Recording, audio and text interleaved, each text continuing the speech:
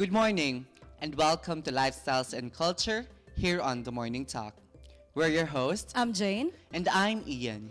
Beauty salons are a very important part of every woman's lifestyle and an ideal business venture for those with a passion for recreating a woman's glamour.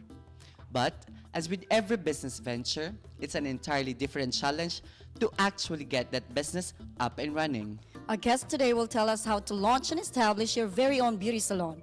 Mrs. Mel Marquez Sordian when we come back.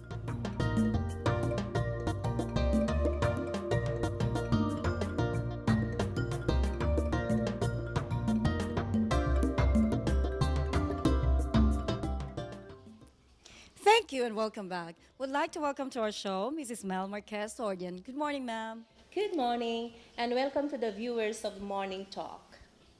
Mel, could you please tell our viewers a bit about yourself?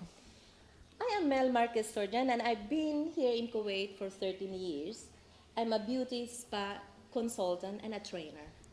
For our viewers who are interested in knowing how to set up their own beauty business, could you please outline the steps they'll need to take in realizing this goal? First and foremost, an aspiring salon owner should consider adequate capital investment. Then, of course, the licensing procedures, that is, following the Kuwait government requirements. A strategic location is very important too.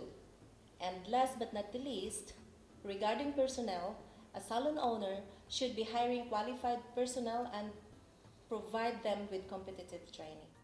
As a beauty consultant, what other consultancy services do you offer your clients beside the knowledge to start a beauty business? I usually sit with my client first, and based on her requirements, I provide consultancy in salon layout and designs, and then I suggest professional beauty products to be used.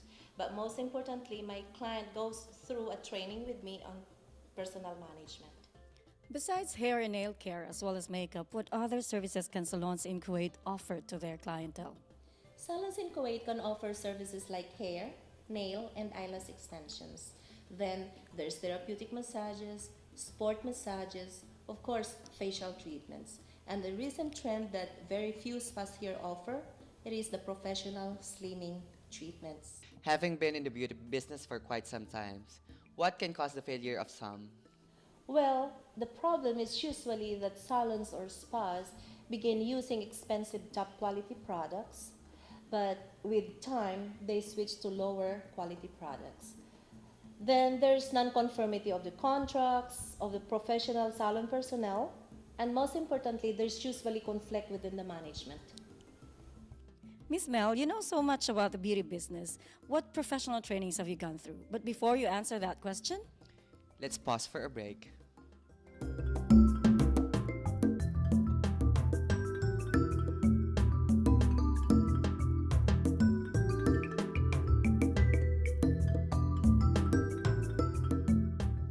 actually started working for a beauty salon in the Philippines as a salon assistant when I was 15.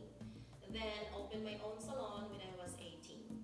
Training-wise, I trained on hair color, styling, and cutting in the Philippines.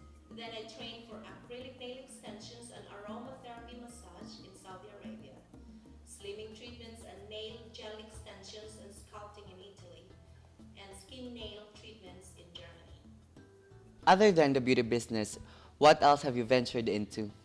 I make and sell bead accessories for charity, as well as knit, bonnets, and scarves. I provide beauty trainings that include nail extensions and nail art, therapeutic massage, slimming treatments, and facials.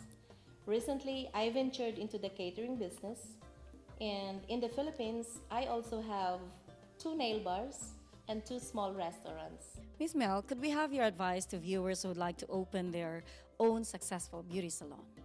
Well, to own a successful beauty salon, we have to maintain the quality of the services and products.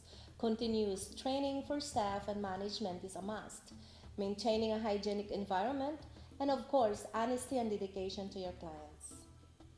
Thank you, Miss Mel. I'm sure our viewers have found this very helpful, and it's been a pleasure having you here on our show. Thank you for having me in your show.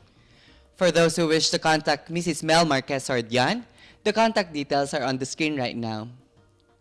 For Lifestyles and Culture, this is Ian. I'm Jane. And this is Mel. Here on The Morning Talk.